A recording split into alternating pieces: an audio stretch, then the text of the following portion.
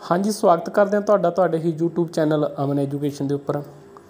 ਸੋ ਆਸ ਕਰਦੇ ਹਾਂ, ਉਮੀਦ ਕਰਦੇ ਹਾਂ ਕਿ ਸਾਰੇ ਸਾਥੀ ਹੀ ਠੀਕ ਠਾਕ ਹੋਵੋਗੇ। ਅੱਜ ਦੀ ਇਹ ਵੀਡੀਓ ਬਣਾਉਣ ਦਾ ਮੇਰਾ ਮਕਸਦ ਖਾਸ ਕਰਕੇ ਸਾਡੇ ਸਾਥੀ ਜਿਹੜੇ BA ਟੈਟ ਪਾਸ ਪੰਜਾਬੀ ਤੇ SST ਦਾ ਜਿਹੜਾ ਸਬਜੈਕਟ ਟੈਸਟ ਆ ਦੇ ਚੁੱਕੇ ਹੋ। ਅਸੀਂ ਸਾਰੇ ਹੀ 21 ਅਗਸਤ ਜਿਹੜੀ ਸਾਡੀ ਪਿਛਲੇ ਦਿਨਾਂ ਦੇ ਵਿੱਚ ਲੰਘੀ ਹੈ, ਉਹਦੇ ਵਿੱਚ ਅਸੀਂ ਆਪਣੀ ਕਿਸਮਤ ਆ ਜਿਹੜੀ ਉਹ ਅਜ਼ਮਾਉਣ ਦੇ ਵਾਸਤੇ, ਆਪਣੀ ਮਿਹਨਤ ਨੂੰ ਵੇਖਣ ਦੇ ਵਾਸਤੇ ਪੇਪਰ ਦੇ ਚੁੱਕੇ ਹਾਂ। पेपर किद्दां दा होया इहदे ते गल नहीं करनी, क्योंकि इस नूं असीं सारे ही जाणू आ। कोई पंजाबी दे पेपर नूं सौखा कह रहा है, ठीक है, कोई SST नूं डिफिकल्ट कह रहा है। ये वखरा चैप्टर आ, मैं मेरी वीडियो बनाउण दा ये विषय नहीं हैगा, ठीक है। जेकर औखा आया तो सब लई ही डिफिकल्ट होवेगा, जेकर सौखा आया तो सब लई ही सौखा होवेगा। ये वखरा चैप्टर आ, पर मेरी वीडियो बनाउण दा मकसद सिर्फ ये आ कि इन्नियां क पोस्टां दे विच असीं किन्ने साथी आ जिहड़े अपनी किस्मत नूं अजमा रहे हैं। किन्ना लंबा समा असीं मतलब कि तैयारियां दे विच बतीत कीता, किन्ने डिफिकल्ट एग्जाम ने जिहड़े B.Ed तो लाओ, ग्रैजुएशन पोस्ट ग्रैजुएशन तो लाओ, उस तो बाद जिहड़ा टैट एग्जाम ला लो, है ना। असीं किन्ने किन्ने पेपर आ जिहड़े सर करके आए हैं, पर असीं कदे इस चीज़ ते नहीं झाती मारी कि सिस्टम ने सानूं किहड़े हालातां दे विच लिया के खड़ा करता।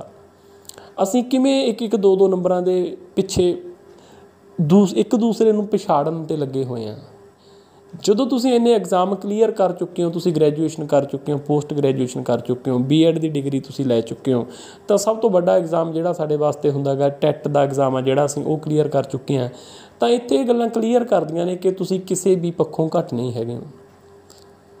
ਉਸ ਤੋਂ ਬਾਅਦ ਜੇਕਰ B.Ed ਤੋਂ ਟੈਟ ਤੋਂ ਬਾਅਦ ਵੀ ਸਾਡਾ ਐਗਜ਼ਾਮ ਸਬਜੈਕਟ ਟੈਸਟ ਲਿਆ ਜਾਂਦਾ ਗਾ, 150 ਨੰਬਰ ਦਾ ਪੇਪਰ ਲਿਆ ਜਾਂਦਾ ਗਾ। ਇਹ ਜੇਕਰ ਤੁਸੀਂ ਉਹਦੇ ਵਿੱਚ ਵੀ 100+ ਮਾਰਕਸ ਅਚੀਵ ਕਰ ਲੈਂਦੇ ਹੋ, ਇਹ ਗੱਲਾਂ ਸਿੱਧ ਕਰਦੀਆਂ ਨੇ ਕਿ ਤੁਸੀਂ ਸਬਜੈਕਟ ਦੇ ਮਾਹਰ ਹੋ। ਪਰ ਹੁਣ ਗੱਲ ਇੱਥੇ ਇਹ ਮੁੱਕਦੀ ਆ, 100+ ਨੰਬਰ ਲੈਣ ਵਾਲੇ ਪੰਜਾਬੀ ਦੇ ਵਿੱਚ ਨੇ, ਚਲੋ ਠੀਕ ਆ ਕਿ SST ਦਾ ਡਿਫੀਕਲਟ ਸੀ, ਉਹਦੀ ਮੈਰਿਟ ਲੋ ਆ ਜਾਣੀ ਆ। ਅਸੀਂ ਇਹ ਗੱਲ ਕਰੀਏ ਕਿੰਨੇ ਕੁ ਅਸੀਂ ਸਾਥੀ ਰੁਜ਼ਗਾਰ 'ਤੇ ਜਾ ਪਾਵਾਂਗੇ, ਕਿੰਨੇ ਕੁ ਘਰਾਂ ਦੇ ਵਿੱਚ ਰੁਜ਼ਗਾਰ ਆ ਜਿਹੜਾ ਉਹ ਆ ਜਾਵੇਗਾ। ਨਾ ਮਾਤਰ 633 ਪੋਸਟਾਂ ਨੇ, 534 ਪੋਸਟਾਂ ਜਿਹੜੀਆਂ ਪੰਜਾਬੀ ਦੇ ਵਿੱਚ ਨੇ। ਕਿੰਨਾ ਕੁ ਅਸੀਂ ਇੱਕ ਦੂਜੇ ਨੂੰ ਪਛਾੜ ਦਿਆਂਗੇ। ਅਸੀਂ ਕਦੇ ਇਸ ਗੱਲ 'ਤੇ ਝਾਤੀ ਹੀ ਨਹੀਂ ਮਾਰੀ। ਦੇਖੋ ਸਾਥੀਓ, ਜੇਕਰ ਰੁਜ਼ਗਾਰ ਲੈਣਾ ਚਾਹੁੰਦੇ ਹੋ, ਤੁਹਾਨੂੰ ਇੱਕ ਪਲੇਟਫਾਰਮ 'ਤੇ ਸਾਰਿਆਂ ਨੂੰ ਇਕੱਠੇ ਹੋਣਾ ਪਊਗਾ। ਨਹੀਂ ਤੁਸੀਂ ਸੁਪਨਾ ਜਿਹੜਾ ਦੇਖਿਆ ਹੋਇਆ ਅਧਿਆਪਕ ਬਣਨ ਦਾ, ਖਾਸ ਕਰਕੇ SST ਅਤੇ ਪੰਜਾਬੀ ਦਾ, ਭੁੱਲ ਜਾਓ ਉਹਨੂੰ, ਭੁੱਲ ਜਾਓ ਉਹਨੂੰ। ਅੰਕੜੇ ਤੁਸੀਂ ਸਾਰੇ ਹੀ ਜਾਣਦੇ ਹੋ ਕਿ 30,000 ਤੋਂ ਉੱਪਰ ਜਿਹੜੇ ਸਾਥੀ ਸੀਗੇ, ਅਸੀਂ B.Ed TET pass Chandigarh paper ਦਿੱਤਾ 21 ਅਗਸਤ ਨੂੰ, ਜਿਹਦੇ ਵਿੱਚੋਂ 15,000 ਤੋਂ ਉੱਪਰ ਜਿਹੜੀ ਗਿਣਤੀ ਹੈ ਪੰਜਾਬੀ ਦੇ ਵਿੱਚ ਬੈਠੇ ਨੇ। 30,000 ਤੋਂ ਪਲੱਸ ਆ ਜਿਹੜੇ ਉਹ SST ਦੇ ਵਿੱਚ ਬੈਠੇ ਨੇ। ਚਲੋ ਅਸੀਂ 23,000 ਦਾ ਅੰਕੜਾ ਹੀ ਮੰਨ ਕੇ ਚੱਲਾਂਗੇ, ਕਿਉਂਕਿ ਉਹ ਸੇਮ ਸਾਥੀ ਹੀ ਪੰਜਾਬੀ ਦੇ ਵਿੱਚ ਬੈਠੇ ਨੇ, ਸੇਮ ਹੀ SST ਦੇ ਵਿੱਚ ਬੈਠੇ ਨੇ। ਪਰ ਹੁਣ ਗੱਲ ਇੱਥੇ ਇਹ ਵਾਚਣ ਵਾਲੀ ਆ, ਮੇਰੀ ਗੱਲ ਨੂੰ ਪਲੀਜ਼ ਮਾਈਂਡ ਨਾ ਕਰਿਓ ਤੁਸੀਂ। ਤੁਹਾਡੇ ਸਾਰਿਆਂ ਦੇ, ਆਪਣੇ ਸਾਰਿਆਂ ਦੇ ਮੈਂ ਰੁਜ਼ਗਾਰ ਦੇ ਲਈ ਹੀ ਇੱਕ ਇਹ ਬੇਨਤੀ ਤੁਹਾਡੇ ਅੱਗੇ ਲੈ ਕੇ ਆਇਆ ਗਾ। ਗੱਲ ਕਿ ਇਹ ਦੇਖਣ ਵਾਲੀ ਹੈ ਕਿ 21 ਅਗਸਤ ਨੂੰ ਚੰਡੀਗੜ੍ਹ ਦੇ ਹਾਲਾਤ ਦੇਖਣ ਵਾਲੇ ਸੀ। ਜੇਕਰ ਅਸੀਂ 30,000 ਕੈਂਡੀਡੇਟ ਹਾਂ ਤਾਂ ਲਗਭਗ 15,000 ਪੇਰੈਂਟਸ ਸੀ ਜਿਹੜੇ ਉਹ ਵੀ ਨਾਲ ਆਏ ਹੋਏ ਸੀ। ਇਹਦਾ ਮਤਲਬ ਇਹ ਬਣ ਜਾਂਦਾ ਕਿ 40,000 ਦੇ ਨੀਅਰ ਜਿਹੜਾ ਇਕੱਠ ਸੀਗਾ ਸਾਡੇ B.Ed ਟੈਟ ਪਾਸ ਪਰਿਵਾਰਾਂ ਦੇ ਵਿੱਚੋਂ ਉੱਥੇ ਚੰਡੀਗੜ੍ਹ ਦੇ ਵਿੱਚ ਮੌਜੂਦ ਸੀ। ਕਿੰਨੇ ਸਾਥੀ ਨੇ, ਕਿੰਨੀਆਂ ਭੈਣਾਂ ਨੇ ਜਿਹੜੀਆਂ 20 ਤਰੀਕ ਨੂੰ ਹੀ ਉੱਥੇ ਸਟੇ ਕਰ ਲਈ ਸੀ। ਉਹਨਾਂ ਨੇ ਜਾ ਕੇ ਵਾਪਸੀ ਦੇ ਟਾਈਮ ਚੰਡੀਗੜ੍ਹ ਤੋਂ ਲੈ ਕੇ ਪਟਿਆਲੇ ਤੱਕ ਜਿਹੜਾ ਕਾਰਾਂ ਦਾ ਲਾਰਾ ਸੀ ਉਹ ਟੁੱਟਣ ਦਾ ਨਾਂ ਨਹੀਂ ਲੈ ਰਿਹਾ ਸੀ। ਮੈਂ ਇਹ ਇਸ਼ਾਰਾ ਕਰਨਾ ਚਾਹੁੰਦਾ ਕਿ ਸਾਨੂੰ 20 ਤਰੀਕ ਨੂੰ ਕਿਸੇ ਨੇ ਨਹੀਂ ਰੋਕਿਆ ਵੀ ਉੱਥੇ ਰਾਤ ਨਹੀਂ ਕੱਟਣੀ ਹੈਗੀ। ਕਿਸੇ ਭੈਣ ਨੂੰ ਨਹੀਂ ਮਨਾ ਕੀਤਾ ਵੀ ਨਹੀਂ ਰਾਤ ਨਹੀਂ ਉੱਥੇ ਰਹਿਣਾ। ਅਸੀਂ 1000 ਤੋਂ 2000 ਜਿਹੜੇ ਦੂਰੋਂ ਸਾਥੀ ਆਏ, ਹੋ ਸਕਦਾ ਉਹਨਾਂ ਦਾ ਵੱਧ ਖਰਚਾ ਵੀ ਆਇਆ ਹੋਵੇ। ਚਲੋ ਠੀਕ ਆ, ਅਸੀਂ ਸਾਡਾ ਐਗਜ਼ਾਮ ਸੀਗਾ, ਜੋਬ ਦੇ ਵਾਸਤੇ ਐਗਜ਼ਾਮ ਅਸੀਂ ਦੇਣ ਪਹੁੰਚਣਾ ਸੀ। ਮੈਂ ਇਹ ਨਹੀਂ ਕਹਿੰਦਾ ਵੀ ਕਿਉਂ ਰਾਤ ਕਿਸੇ ਨੇ ਕਿਉਂ ਕੱਟੀ, ਕਿਉਂ ਪਹਿਲਾਂ ਗਏ ਹੋ, ਕਿਉਂ ਪੇਰੈਂਟਸ ਨੂੰ ਲੈ ਕੇ ਗਏ ਹੋ, ਵੀ ਜ਼ਰੂਰੀ ਸੀ ਸਾਡੇ ਲਈ।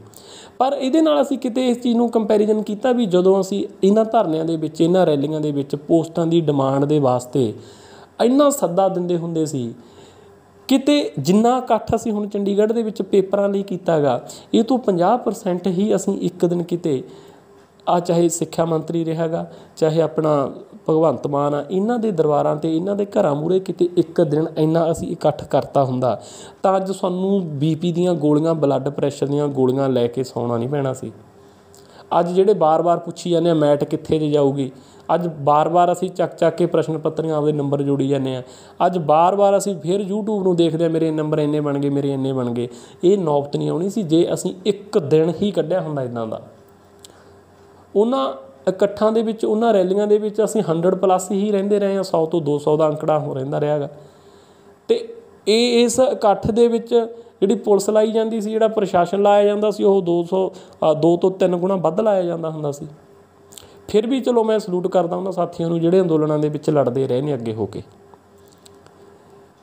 ਪਰ ਕਿਤੇ ਇਸ ਚੀਜ਼ 'ਤੇ ਝਾਤੀ ਮਾਰੋ, ਜੇ ਰੁਜ਼ਗਾਰ ਤੁਸੀਂ ਲੈਣਾ ਚਾਹੁੰਦੇ ਹੋ, ਤੁਹਾਨੂੰ ਇੱਕ ਅੰਦੋਲਨ ਖੜ੍ਹਾ ਕਰਨਾ ਪਊਗਾ ਰੁਜ਼ਗਾਰ ਦੇ ਵਾਸਤੇ, ਖਾਸ ਕਰਕੇ ਟੀਚਿੰਗ ਲਾਈਨ ਦੇ ਵਿੱਚ। ਟੀਚਿੰਗ ਲਾਈਨ ਦੇ ਵਿੱਚ ਵੀ ਪੰਜਾਬੀ ਅਤੇ SST ਦੇ ਵਾਸਤੇ। ਕਿੰਨਾ ਕੁ ਟਾਈਮ ਤੁਸੀਂ 1-1, 2-2 ਨੰਬਰਾਂ ਦੇ ਪਿੱਛੇ ਇੱਕ ਦੂਜੇ ਸਾਥੀਆਂ ਨੂੰ ਹੀ ਪਛਾੜਨ 'ਤੇ ਲੱਗੇ ਰਹਾਂਗੇ ਆਪਾਂ। ਇੱਕ ਵੱਡਾ ਅੰਦੋਲਨ ਤੁਹਾਨੂੰ ਖੜ੍ਹਾ ਕਰਨਾ ਪਊਗਾ, ਜਿਵੇਂ ਕਿਸਾਨਾਂ ਨੇ ਦਿੱਲੀ ਦੇ ਵਿੱਚ ਖੜ੍ਹਾ ਕੀਤਾ ਸੀ। ਨਹੀਂ ਭੁੱਲ ਜਾਓ, ਤੁਹਾਨੂੰ ਮੇਰੀ ਗੱਲ ਚੰਗੀ ਲੱਗੇ ਮਾੜੀ ਲੱਗੇ, ਮੈਂ ਤੁਹਾਨੂੰ ਨੈਗੇਟਿਵ ਨਹੀਂ ਕਰ ਰਿਹਾ, ਨਹੀਂ ਭੁੱਲ ਜਾਓ, ਠੀਕ ਹੈ। ਸਾਰੀ ਉਮਰ ਜੇ ਕਿਤਾਬਾਂ ਨਾਲ ਮੱਥਾ ਮਾਰਨਾ ਹੈਗਾ, ਉਹ ਤੁਹਾਡੀ ਇੱਛਾ 'ਤੇ ਡਿਪੈਂਡ ਕਰਦਾ। ਨਹੀਂ ਭੁੱਲ ਜਾਓ ਵੀ ਰੁਜ਼ਗਾਰ ਮਿਲ ਜੂਗਾ ਇਸ ਲਾਈਨ ਦੇ ਵਿੱਚ, ਆਪੋ ਆਪਦੇ ਕੋਈ ਹੋਰ ਕੰਮ ਲੱਭ ਲਓ। ਜੇ ਚਾਹੁੰਦੇ ਹੋ ਕਿ ਵੱਡੀ ਭਰਤੀ ਆਵੇ ਜਿਹਦੇ ਵਿੱਚ ਘੱਟੋ ਘੱਟ SST ਸਬਜੈਕਟ ਦੀ 2000 ਦੀ ਭਰਤੀ ਹੋਵੇ, ਇੰਨੀ ਹੀ ਪੰਜਾਬੀ ਦੀ ਹੋਵੇ, ਤਾਂ ਇੱਕ ਅੰਦੋਲਨ ਖੜ੍ਹਾ ਕਰੋ। ਆ ਜਿਹੜਾ ਜਨੂੰਨ ਤੁਹਾਡੇ ਹੁਣ ਇੱਦਾਂ ਲੱਗਿਆ ਪਿਆ, ਮੇਰੇ ਨੰਬਰ ਇੱਥੋਂ ਘੱਟ ਕੇ, ਜਿਹੜੀ ਅੰਦਰ ਹੁਣ ਆਤਮਾ ਨੂੰ ਭੜਕਣਾ ਲੱਗੀ ਪਈ ਹੈ ਨਾ, ਇਹ ਪਲੀਜ਼ ਇਕੱਠ ਦੇ ਲਈ ਲਾਓ, ਇਕੱਠੇ ਹੋਣ ਦੇ ਵਾਸਤੇ ਲਾਓ। ਲੰਮੀ ਲੜਾਈ ਨਹੀਂ ਲੜਨੀ ਪੈਣੀ, ਲੰਮਾ ਘੋਲ ਨਹੀਂ ਲੜਨਾ ਪੈਣਾ। ਜੇ ਆ 100 200 'ਤੇ ਰਹੂਗਾ ਇਕੱਠ, ਫਿਰ ਉਹੀ ਹਾਲ ਰਹਿਣਗੇ।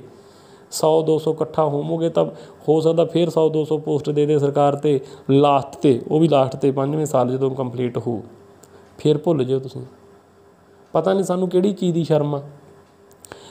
ਕਿਸਾਨ ਯੂਨੀਅਨ ਪੰਜਾਬ ਦੇ ਵਿੱਚ ਕਹਿ ਲਈਏ, ਚਾਹੇ ਭਾਰਤ ਪੱਧਰ 'ਤੇ ਕਹਿ ਲਈਏ, ਇੱਕ ਵੱਡੀ ਕ੍ਰਾਂਤੀਕਾਰੀ ਯੂਨੀਅਨ ਦੇ ਵਜੋਂ ਉੱਭਰੀ ਹੋਈ ਹੈ। ਜਦੋਂ ਇਹ ਯੂਨੀਅਨ ਉੱਠੀ ਹੈ ਨਾ, ਉਦੋਂ ਆਮ ਅਸੀਂ ਦੇਖਦੇ ਰਹੇ ਹਾਂ ਪਿੰਡਾਂ ਦੇ ਵਿੱਚ ਕਿ ਇੱਦਾਂ ਮੰਨਿਆ ਜਾਂਦਾ ਹੁੰਦਾ ਸੀ ਵੀ ਕਿ ਇਹ ਗਲਤ ਕੰਮ ਆ, ਯੂਨੀਅਨ 'ਚ ਜਾਂਦੇ ਨੇ, ਧਰਨੇ ਲਾਉਂਦੇ ਨੇ। ਪਰ ਜਿਵੇਂ ਜਿਵੇਂ ਲੋਕਾਂ ਨੂੰ ਪਤਾ ਲੱਗਿਆ, ਗਿਆਨ ਆਇਆ ਕਿ ਆਪਦੇ ਹੱਕਾਂ ਨੂੰ ਲੈਣ ਵਾਸਤੇ ਸਰਕਾਰ ਦੇ ਨਾਲ ਲੜਨਾ ਪਊਗਾ। ਅੱਜ ਤੁਸੀਂ ਪੰਜਾਬ ਦੇ ਵਿੱਚ ਕੀ, ਭਾਰਤ ਦੇ ਵਿੱਚ ਕੀ, ਪੰਜਾਬ ਦੀ ਹੀ ਗੱਲ ਕਰ ਲਓ, ਚਾਹੇ ਜ਼ਿਮੀਂਦਾਰ ਪਰਿਵਾਰਾਂ ਦੇ ਵਿੱਚ ਹਰ ਇੱਕ ਘਰ ਦੇ ਵਿੱਚ ਇੱਕ ਮੈਂਬਰ ਪਰਮਾਨੈਂਟ ਤਿਆਰ ਰਹਿੰਦਾ ਗਾ ਜਦੋਂ ਵੀ ਕਿਸਾਨ ਯੂਨੀਅਨ ਵਾਲੇ ਸੱਦਾ ਦਿੰਦੇ ਨੇ। ਅਸੀਂ ਘਰੇ ਬੈਠੇ ਜੋਬ ਭਾਲਦੇ, ਅਸੀਂ ਆਹ ਸਾਲ 2-2 ਸਾਲ ਹੋ ਗਏ ਅਸੀਂ ਕੋਚਿੰਗ ਸੈਂਟਰਾਂ ਦੇ ਵਿੱਚੋਂ ਨਹੀਂ ਨਿਕਲੇ। ਕੀ ਖੱਟ ਲਿਆ ਦੱਸ ਦਿਓ ਕੀ ਖੱਟ ਲਿਆ ਉੱਥੋਂ? 20 ਤੋਂ ਲੈ ਕੇ 30 ਹਜ਼ਾਰ ਰੁਪਈਆ ਜਿਹੜਾ ਖ਼ਰਾਬ ਕੀਤਾ, ਜਿਹੜਾ ਸਮਾਂ ਖ਼ਰਾਬ ਕੀਤਾ, ਉਹ ਵੱਖਰਾ। ਕੀ ਪ੍ਰਾਪਤੀ ਦੱਸ ਦਿਓ ਕੀ ਹੋਈ? ਜਿਹੜਾ ਕੋਈ ਸੈਂਟਰ 'ਚ ਪੜ੍ਹ ਕੇ ਆਇਆ ਗਾ, 20 ਤੋਂ 30 ਹਜ਼ਾਰ ਰੁਪਈਆ ਲਾ ਵੀ ਦਿੱਤਾ, ਸਾਲ ਤੋਂ 6 ਮਹੀਨੇ ਬਾਹਰ ਵੀ ਰਿਹਾ, ਉਹਦਾ ਵੀ SST 'ਚ ਉਹੀ ਹਾਲ ਰਿਹਾ। ਜਿਹਨੇ 2-3 ਮਹੀਨੇ ਕਿਤਾਬ ਚੱਕ ਕੇ ਪੇਪਰ ਦਿੱਤਾ, ਉਹਦਾ ਵੀ ਉਹੀ ਹਾਲ ਰਿਹਾ। ਹੁਣ ਤੁਹਾਡੇ ਸਾਰਿਆਂ ਦੇ, ਖਾਸ ਕਰਕੇ ਲੜਕੀਆਂ ਦੇ BP ਘਟੀ ਜਾਂਦੇ ਹੋਣਗੇ, ਹੁਣ ਕੋਈ ਡਿਪਰੈਸ਼ਨ 'ਚ, ਕੋਈ ਡਰਿਪ ਲਵਾਈ ਜਾਂਦਾ ਹੋਣਾ।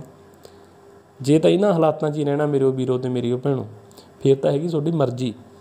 ਜੇ ਚਾਹੁੰਦੇ ਹੋ ਕਿ ਜੋਬ ਲੈਣੀ ਆ, ਕੋਈ ਗੱਲ ਨਹੀਂ, ਮੁਬਾਰਕਾਂ। ਜਿਹੜੇ ਸਾਥੀ ਇਹਨਾਂ ਪੋਸਟਾਂ ਦੇ ਵਿੱਚ ਲੱਗਣਗੇ, ਮੁਬਾਰਕਾਂ ਨੇ ਉਹਨਾਂ ਨੂੰ। ਤਿਆਰੀ 'ਚ ਤੁਸੀਂ ਕਿਸੇ ਨੇ ਹੀ ਨਹੀਂ ਕਮੀ ਛੱਡੀ। ਇਸ ਜੋਬ ਦੇ ਵਿੱਚ ਆਉਣ ਦਾ ਕਾਰਨ ਇਹ ਨਾ ਸਮਝੋ ਕਿ ਅਸੀਂ ਘੱਟ ਪੜ੍ਹੇ ਸੀ, ਨਹੀਂ, ਇਹ ਤੁਹਾਡੀ ਗਲਤਫਹਿਮੀ ਹੈ। ਜਿੰਨੇ ਤੁਸੀਂ ਟੈਟ ਕਲੀਅਰ ਕਰੀ ਬੈਠੇ ਹੋ, ਤੁਸੀਂ ਮੋਸਟ ਇੰਟੈਲੀਜੈਂਟ ਹੋ। ਤੁਹਾਡੇ ਮਾਈਂਡ ਨੇ ਜਿਹੜੇ ਬੜੇ ਸ਼ਾਰਪ ਨੇ।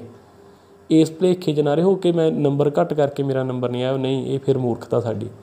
ਇੱਦਾਂ ਕਿਉਂ ਵੀ ਅਸੀਂ ਮਾੜੇ ਸਿਸਟਮ ਦੀ ਭੇਟ ਚੜ੍ਹੇ ਹੋਏ ਹਾਂ। ਇਹ ਬਦਲਾਉਣਾ ਪਊ ਅਤੇ ਇਹ ਵੱਡੀ ਕ੍ਰਾਂਤੀ ਨਾਲ ਬਦਲੂਗਾ। ਠੀਕ ਆ, ਮੈਂ ਵੱਡਾ ਲੈਕਚਰ ਨਹੀਂ ਦੇਣਾ, ਲੰਮਾ ਲੈਕਚਰ ਤੁਹਾਨੂੰ ਨਹੀਂ ਦੇਣਾ। ਇੱਕ ਮੇਰੀ ਬੇਨਤੀ ਹੈ ਤੁਹਾਨੂੰ, ਠੀਕ ਹੈ। ਜੇ ਤਾਂ ਮੈਟ ਲਿਸਟਾਂ ਪੈਣ ਤੋਂ ਬਾਅਦ, ਰਿਜ਼ਲਟ ਤੋਂ ਬਾਅਦ ਫਿਰ ਕਿਤਾਬਾਂ ਚੱਕਣੀਆਂ ਨੇ, ਫਿਰ ਉਸੇ ਥਾਂ 'ਤੇ ਮਾਈਂਡ ਨੂੰ ਲੈ ਕੇ ਆਉਣਾ, ਤਾਂ ਵੱਖਰੀ ਗੱਲ ਆ। ਫਿਰ ਕਰੀ ਚੱਲੋ, ਤੁਹਾਨੂੰ ਮੁਬਾਰਕ ਹੋਣ ਤੁਹਾਡੀਆਂ ਤਿਆਰੀਆਂ, ਪੜ੍ਹੀ ਚੱਲੋ। ਜੇ ਚਾਹੁੰਦੇ ਹੋ ਵੀ ਅਸੀਂ ਆਸਾਨੀ ਦੇ ਨਾਲ ਜੋਬ ਹਾਸਲ ਕਰ ਲਈਏ, ਆਸਾਨੀ ਦੇ ਨਾਲ ਅਸੀਂ ਆਪਣੇ ਜਿਹੜੇ ਅਚੀਵਮੈਂਟਸ ਨੇ ਉਹ ਸਰ ਕਰੀਏ, ਜੋ ਸੋਚਿਆ ਉਹ ਬਣ ਜਾਈਏ, ਤਾਂ ਫਿਰ ਤੁਹਾਨੂੰ ਸਾਰੀਆਂ ਗੱਲਾਂ ਬਾਤਾਂ ਨੂੰ ਛੱਡ ਕੇ, ਆਹ ਕੋਈ ਸੰਗਾਂ ਸ਼ਰਮ ਵਾਲੀ ਗੱਲ ਨਹੀਂ ਹੁੰਦੀ ਜਦੋਂ ਜ਼ਿੰਦਗੀ ਬਣਾਉਣੀ ਹੁੰਦੀ ਹੈ। ਕੋਈ ਜਿੰਦਾਬਾਦ ਮੁਰਦਾਬਾਦ ਕਹਿਣਾ ਕੋਈ ਬਹੁਤੀ ਵੱਡੀ ਸੰਗ ਵਾਲੀ ਗੱਲ ਨਹੀਂ ਹੁੰਦੀ। ਉਦੋਂ ਨਹੀਂ ਸਾਨੂੰ ਸ਼ਰਮ ਆਉਣਗੀਆਂ ਜਦੋਂ ਦੱਸਾਂਗੇ, ਜਦੋਂ ਰਿਸ਼ਤੇਦਾਰਾਂ ਨੂੰ ਦੱਸਾਂਗੇ, ਭੈਣਾਂ ਭਾਈਆਂ ਨੂੰ ਦੱਸਾਂਗੇ ਕਿ ਸਾਲ ਤੂੰ ਤਾਂ ਪਟਿਆਲੇ ਬੈਠਾ ਸੀ, ਤੂੰ ਤਾਂ ਸਾਲ ਬਠਿੰਡੇ ਬੈਠਾ ਸੀ, ਤੇਰਾ ਨੰਬਰ ਨਹੀਂ ਆਇਆ, ਉਦੋਂ ਨਹੀਂ ਸ਼ਰਮ ਆਉਣਗੀਆਂ ਸਾਨੂੰ। ਇਕੱਠੇ ਹੋਵੋ ਮੇਰੇ ਵੀਰੋ, ਮੇਰੀ ਭੈਣੋ, ਸਾਰੇ ਇਕੱਠੇ ਹੋ ਜਾਓ, ਇੱਕ ਵੱਡਾ ਅੰਦੋਲਨ ਖੜ੍ਹਾ ਕਰ ਦਿਓ ਜਿਵੇਂ ਕਿਸਾਨਾਂ ਨੇ ਕੀਤਾ ਸੀ। ਤੁਹਾਡੀ ਮਰਜ਼ੀ ਦੀਆਂ ਪੋਸਟਾਂ ਤੁਹਾਨੂੰ ਸਰਕਾਰ ਦੇ ਕੇ ਜਾਊਗੀ, ਠੀਕ ਹੈ। ਇੱਕ ਮੇਰੀ ਸਲਾਹ ਸੀ, ਮਸ਼ਵਰਾ ਸੀਗਾ। ਇੱਕ ਪਲੇਟਫਾਰਮ 'ਤੇ ਇਕੱਠੇ ਹੋ ਜਾਓ, ਕੋਈ ਵੱਖਰੀਆਂ ਵੱਖਰੀਆਂ ਯੂਨੀਅਨਾਂ ਬਣਾਉਣ ਦੀ ਲੋੜ ਨਹੀਂ ਹੈਗੀ ਸਾਨੂੰ। ਸਿਸਟਮ ਦੇ ਨਾਲ, ਸਲੀਕੇ ਦੇ ਨਾਲ, ਇੱਕ ਬੜੀ ਪਲੈਨਿੰਗ ਦੇ ਨਾਲ, ਜਿਵੇਂ ਪਹਿਲਾਂ ਲੜੇ ਹੋ, ਜੇ ਕਿਤੇ ਪਹਿਲਾਂ ਕੋਈ ਕਮੀ ਰਹੀ ਆ ਉਹਨੂੰ ਦੂਰ ਕਰ ਲਓ, ਫਿਰ ਤੁਹਾਨੂੰ ਕੋਈ ਰੁਜ਼ਗਾਰ ਦੀ ਪ੍ਰਾਪਤੀ ਹੈ ਜਿਹੜੀ ਆਸ ਉਹਦੀ ਉਮੀਦ ਹੈਗੀ ਹੈ, ਵਰਨਾ ਭੁੱਲ ਜਾਓ। ਠੀਕ ਹੈ, ਹੋ ਸਕਦਾ ਮੇਰੀਆਂ ਗੱਲਾਂ ਤੁਹਾਨੂੰ ਕਈਆਂ ਨੂੰ ਚੰਗੀਆਂ ਲੱਗਣੀਆਂ, ਕਈਆਂ ਨੂੰ ਮੰਦੀਆਂ ਲੱਗਣੀਆਂ, ਪਰ ਮੈਂ ਸਾਰਿਆਂ ਦੇ ਆਪਣੇ ਭਵਿੱਖ ਦੇ ਲਈ ਹੀ ਇਹ ਵਿਚਾਰ ਆ ਤੁਹਾਡੇ ਸਾਰਿਆਂ ਨਾਲ ਸਾਂਝੇ ਕੀਤੇ ਆ। ਆਸ ਕਰਦਾ, ਉਮੀਦ ਕਰਦਾਂਗਾ ਕਿ ਤੁਹਾਨੂੰ ਚੰਗੇ ਲੱਗਣਗੇ। ਠੀਕ ਹੈ, ਅਤੇ ਬਾਕੀ ਨਹੀਂ ਜਿਵੇਂ ਚੱਲ ਰਿਹਾ ਹੈਗਾ ਤੁਹਾਨੂੰ ਸਭ ਨੂੰ ਬਸ ਫਿਰ ਪਤਾ ਹੀ ਹੈ ਜੀ। ਦੁਬਾਰਾ ਉਵੇਂ ਫਿਰ ਪੜ੍ਹ ਕੇ 100 ਪੋਸਟਾਂ ਦੇ ਪਿੱਛੇ, 50 ਪੋਸਟਾਂ ਦੇ ਪਿੱਛੇ ਲੜੀ ਜਾਣਾ, ਉਹ ਤੁਹਾਡਾ ਡਿਸੀਜਨ ਆ ਵੀਰੋ, ਹੈ ਨਾ। ਜੇ ਕੋਈ ਵੱਡੀ ਭਰਤੀ ਲੈਣੀ ਆ ਤਾਂ ਪਲੀਜ਼ ਇੱਕ ਪਲੇਟਫਾਰਮ 'ਤੇ ਸਾਰੇ ਇਕੱਠੇ ਹੋ ਕੇ ਇੱਕ ਅੰਦੋਲਨ, ਖਾਸ ਕਰਕੇ SST ਵਾਲੇ ਤੁਹਾਨੂੰ ਪਤਾ ਹੋਣਾ ਚਾਹੀਦਾ ਇਹ ਵੀਰੋ। ਇਤਿਹਾਸ ਪੜ੍ਹਿਆ ਆਪਾਂ, ਵੱਡੀਆਂ ਵੱਡੀਆਂ ਕ੍ਰਾਂਤੀਆਂ ਜਿਹੜੀਆਂ ਆਈਆਂ ਨੇ ਨਾ, ਉਹ ਪੜ੍ਹ ਕੇ ਦੇਖੋ ਤੁਸੀਂ। ਸਾਰੇ ਅੰਦੋਲਨ ਆਪਾਂ ਪੜ੍ਹ ਰਹੇ ਹਾਂ, ਇਕੱਲੇ ਅੰਦੋਲਨ ਬਾਰੇ ਪੜ੍ਹਿਆ ਵੀ ਕਿਹਦੇ 'ਚ ਕੀ ਸੀ, ਕਿਹਦੇ 'ਚ ਕੀ ਸੀ। ਸਰਕਾਰਾਂ ਫਿਰ ਝੁਕੀਆਂ ਸੀ ਜਦੋਂ ਵੱਡੀ ਗਿਣਤੀ ਦੇ ਵਿੱਚ ਇੱਕ ਵੱਡੀਆਂ ਲਹਿਰਾਂ ਖੜ੍ਹੀਆਂ ਕੀਤੀਆਂ ਸੀ, ਹੈ ਨਾ। ਫਿਰ ਉਹ ਪੜ੍ਹ ਕੇ ਕੀ ਅਸੀਂ ਸਿਰਫ ਪੇਪਰ ਹੀ ਦੇਣੇ ਆ, ਪੇਪਰਾਂ 'ਚ ਹੀ ਦੱਸਣਾ ਵੀ ਆਹ ਅੰਦੋਲਨ ਕਿਹੜੇ ਸਾਲ ਹੋਇਆ ਸੀ, ਉਹਨੂੰ ਆਪਦੇ ਖੋਪੜ 'ਚ ਵੀ ਪਾ ਲਈਏ। ਉਹ ਅੰਦੋਲਨ ਸਾਨੂੰ ਸਿਖਾਉਂਦੇ ਵੀ ਆ ਕੁਛ। ਠੀਕ ਆ, ਪਲੀਜ਼ ਅਖੀਰ 'ਤੇ ਫਿਰ ਤੁਹਾਨੂੰ ਰਿਕੁਐਸਟ ਆ, ਅਤੇ ਨੈਗੇਟਿਵ ਨਹੀਂ ਹੋਣਾ। ਠੀਕ ਆ, ਜੇ ਕੋਈ 1-2 ਨੰਬਰਾਂ 'ਤੇ ਰਹਿ ਰਿਹਾ ਹੈਗਾ, ਪਿਛੜ ਗਏ ਹੋ ਤੁਸੀਂ, ਨੈਗੇਟਿਵ ਨਾ ਹੋਇਓ, ਅਤੇ ਜ਼ਿੰਦਾਬਾਦ ਜ਼ਿੰਦਗੀ ਰੱਖਣੀ ਹੈ ਹੌਸਲੇ ਦੇ ਨਾਲ। ਫਿਰ ਇੱਕ ਹੋ ਜਾਓ, ਫਿਰ ਇਕੱਠੇ ਹੋਵੋ, ਵੱਡਾ ਇੱਕ ਲਹਿਰ ਖੜ੍ਹਾ ਕਰੋ, ਅਤੇ ਜ਼ਰੂਰ ਤੁਹਾਡੀ ਜਿੱਤ ਹੈ ਜਿਹੜੀ ਉਹ ਤੁਹਾਡੇ ਕਦਮ ਚੁੰਮੂਗੀ। ਅਤੇ ਜੇ ਫਿਰ ਇੱਦਾਂ ਫਿਰ ਡਿੱਗ ਪਏ, ਫਿਰ ਉੱਠਣਾ, ਡਿੱਗ ਪਏ ਉੱਠਣਾ, ਜੇ ਇੱਦਾਂ ਕਰੀ ਜਾਣਾ ਸਾਰੀ ਜ਼ਿੰਦਗੀ, ਤੁਹਾਡੀ ਮਰਜ਼ੀ ਹੈ। ਅਤੇ ਜੇ ਜਿੱਤਣਾ ਚਾਹੁੰਦੇ ਹੋ ਤਾਂ ਇੱਕ ਅੰਦੋਲਨ, ਇੱਕ ਕ੍ਰਾਂਤੀ ਖੜ੍ਹੀ ਕਰ ਦਿਓ, ਜ਼ਰੂਰ ਜਿੱਤੋਗੇ। ਅਤੇ ਇੰਨੀਆਂ ਬੇਨਤੀਆਂ ਕਰਦਾ ਹੋਇਆ ਤੁਹਾਡੇ ਤੋਂ, ਹੈ ਨਾ, ਮੈਂ ਇਜਾਜ਼ਤ ਲੈਂਦਾ। ਫਿਰ ਹਾਜ਼ਰ ਹੋਵਾਂਗਾ ਇੱਕ ਨਵੀਂ ਵੀਡੀਓ ਲੈ ਕੇ, ਅਤੇ ਜਿਹਦੇ ਵਿੱਚ ਆਪਣੇ ਹੀ ਆਪਾਂ ਟੌਪਿਕ ਦੇ ਨਾਲ ਰਿਲੇਟਡ ਗੱਲ ਕਰਾਂਗੇ। ਸੋ ਤਦ ਤੱਕ ਲਈ ਦਿਓ ਇਜਾਜ਼ਤ। ਤੁਹਾਡਾ ਸਾਰਿਆਂ ਦਾ ਬਹੁਤ ਬਹੁਤ ਧੰਨਵਾਦ।